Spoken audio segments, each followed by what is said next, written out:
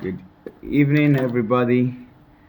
I trust that you've had a wonderful day. You are welcome once again to another edition of this series, which I've titled 50 Things I Learned from Doing Business in 5 years. So, like I said yesterday, we started our business in 2020, even though we had run the business as a side hustle for 1 year.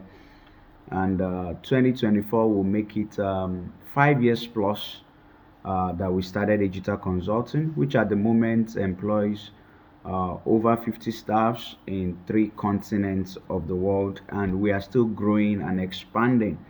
So along the line, I've learned some lessons here and there, which I felt necessary that I should share these lessons with you. So yesterday, I spoke about how to generate the right business ideas, and I spoke about the fact that you shouldn't rely so much on inspiration but on innovation.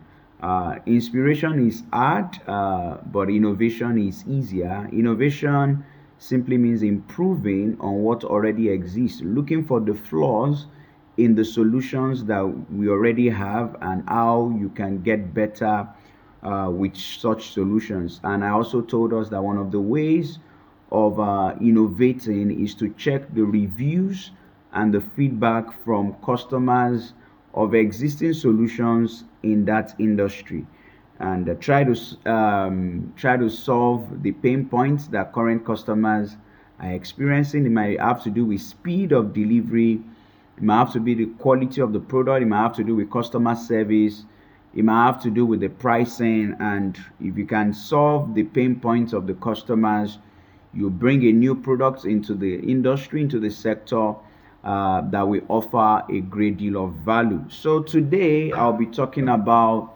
structuring for growth. Structuring for growth. 50 things that I learned in 5 years of doing business. Structuring for growth. So the challenge with many business owners is that they try to do a lot of things themselves.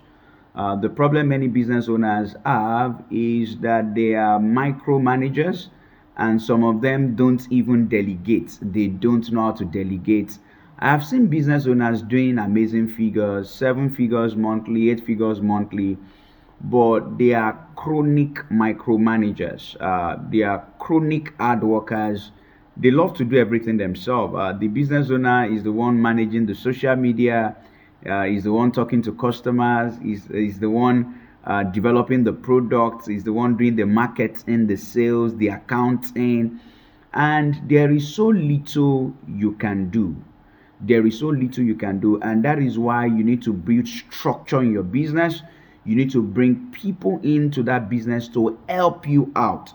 Like I wrote here, I said, you don't grow and structure. So you don't grow and say, oh, when my business grows, when we start to do 9 figures, then I will build structure in this business. No, if you keep saying that, you might never grow. You might never grow. So you have to build a structure first before you grow.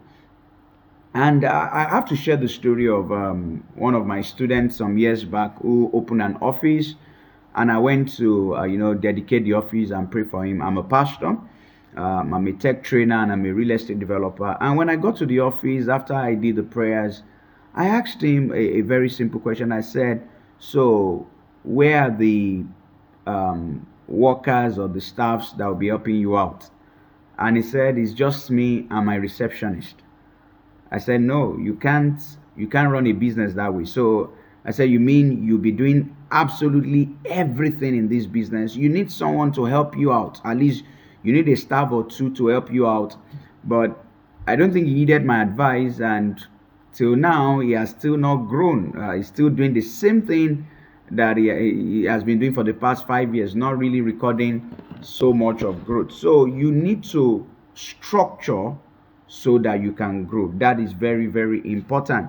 Now, number two thing is that many business owners started out because they had a unique idea.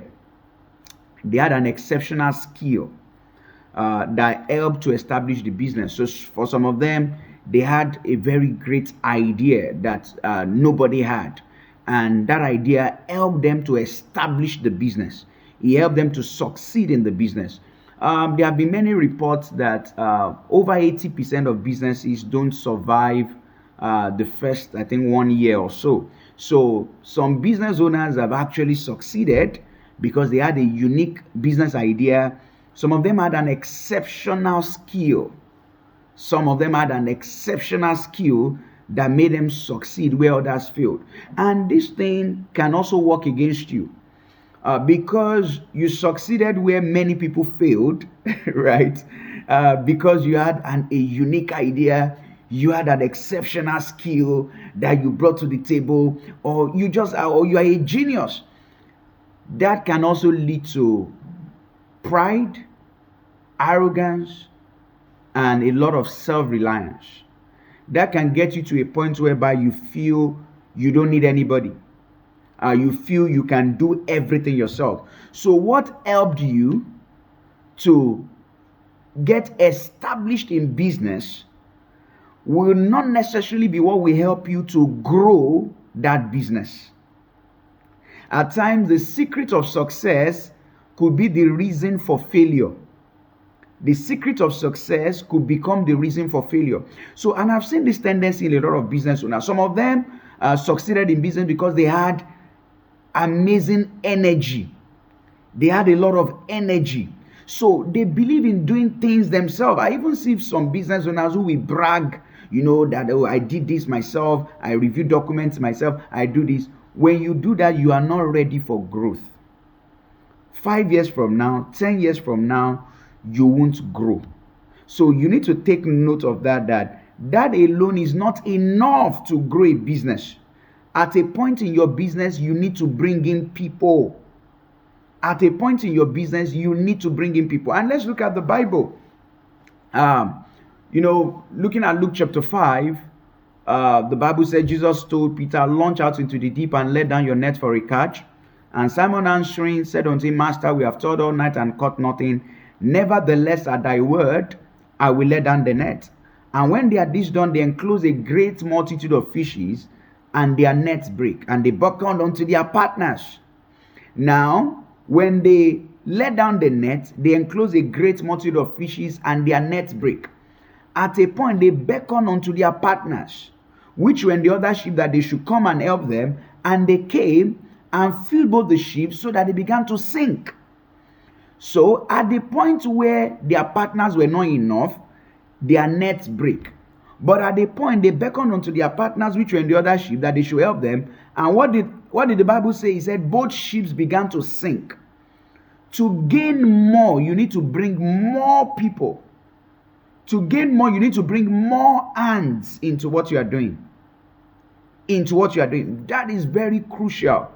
So if you are, the Bible also says, one shall chase 1,000, two shall put 10,000 to flight.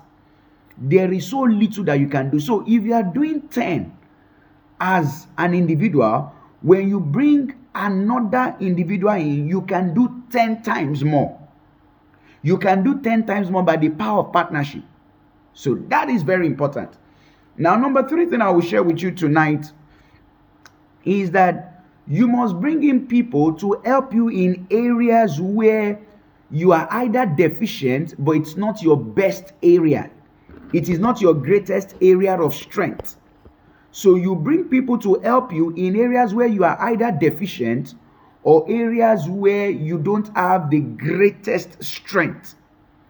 And I'll use myself as an example, right? So I'm a great marketer. But in my business, my wife handles the technology part of things. She handles, I do some of the technology, right? I do a lot of the technology, but she handles most of the technical parts of our business, the technology side of the business. I have people who help with the compliance side.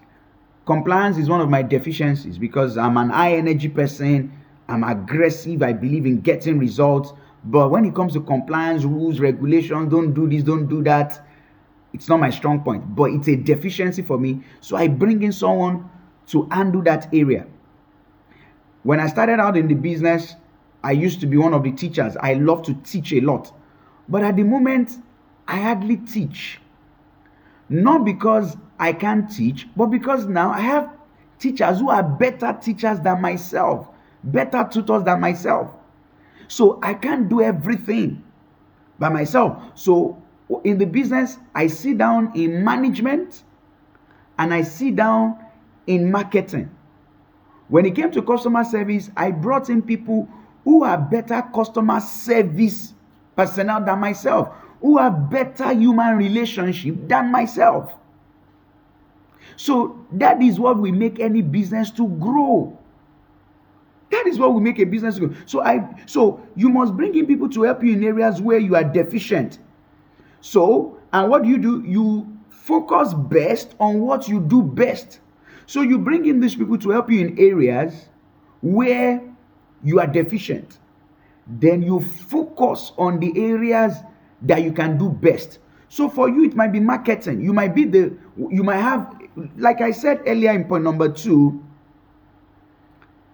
businesses are established because the business owners have certain advantages, unique advantages. For some of them, they have a unique idea, they have an exceptional skill, they have an exceptional talent. Some of them have exceptional energy. Some of them just have a strong flow of capital, right? So there is something about the business owner, about the entrepreneur, that makes him unique, that helped him to actually get established in that business. He has something, because if he didn't have that thing, that business wouldn't have succeeded. Because like I said, 80% of businesses fail within the first 1 year. So, but at a point, you have to focus on what you do best and bring in people to focus on what you are either good at but not best at. You bring in people to help you with what you are not even good at. So, some people are better managers than yourself. There are business owners who are not good managers. The only thing that is very exceptional about them is that they are very good with technology. I have met people who are sound with technology. They are great with technology. They've developed some very wonderful technology solutions, but they are bad marketers. They are bad managers. They have bad human relationship skills. So which means customer service skill is almost zero. What such individuals need to do is to bring in people who are very good in those areas while they focus on the area they are good at. But at the end of the day, it's still their business. It's still their business. There are even businesses that have grown, but because the owner of the business didn't bring in people that are very good, that business that grew still came crashing down. I think last year, one of these very popular fintechs in Nigeria crashed, and it crashed due to a compliance issue. Things were not done the proper way, and the business crumbled. The business owner was very good with technology, but on the compliance side, he was a zero. He should have brought in someone who was sound in compliance, someone who had been doing compliance all his life to help him. So that is how you can structure for growth. You need to put structure in your business so that you can grow. I will continue tomorrow with this series, 50 things I learned in 5 years of doing business in Nigeria.